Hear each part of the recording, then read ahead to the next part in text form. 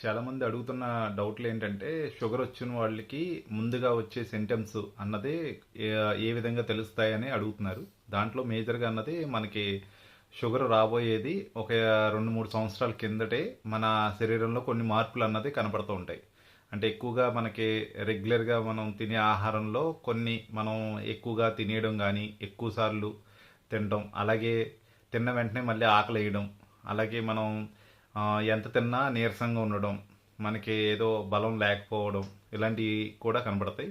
దాంతోపాటు ఎక్కువ సార్లు యూరిన్కి వెళ్ళడం, అంటే నార్మల్గా వెళ్ళే దానికన్నా రోజుకి 4-5 సార్లు ఎక్స్ట్రా వెళ్ళడం కానీ, అలాగే కాళ్ళు చేతులు ఎక్కువగా మనకి తిమ్మిర్లు ఎక్కడం, నీరసంగా ఉన్నప్పుడు ఎలా అయితే లాగుతాయో సేమ్ ఆ విధంగా లాగడం అన్నది కూడా ఉంటుంది.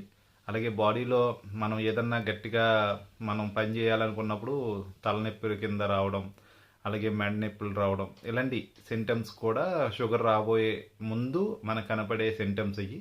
అలాగే మనకి తెలియకుండానే చాలా రకాలుగా మనం నిద్ర కూడా సరిగ్గా లేకపోవడం కూడా షుగర్ వచ్చే సమస్యని ముందుగా తెలుస్తుంది.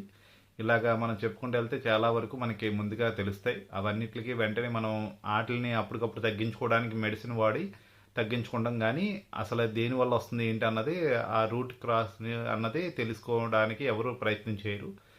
ఇలాంటి సింటమ్స్ ఎవరికైనా ముందుగా కనపడుతున్నప్పుడు వెంటనే మీరు షుగర్ అన్నది రాబోతుందని దానికి కొన్ని రకాల టెస్టులు ఉంటాయి. అవి న్యాచురోపతిలో మీకు రాజేశ్వరి హెల్త్ కేర్లో ఫ్రీ ఆఫ్ కాస్ట్లోనే చాలామందికి మేము చేసి దాన్ని రాబోయే షుగర్ని కూడా ప్యాంక్రస్ని ఎలా యాక్టివ్ చేసుకోవాలి, ఎలా తగ్గించుకోవాలి, రాకుండా ముందుగా ప్రివెన్షన్గా ఎలా తీసుకోవాలి అన్నది కూడా నేను చెప్తున్నాను. అది మీరందరూ కూడా ఒకసారి విజిట్ చేసినప్పుడు మీకు ఇంకా క్లియర్గా ఎక్స్ప్లెయిన్ చేసి చెప్తాను. Thank you so much.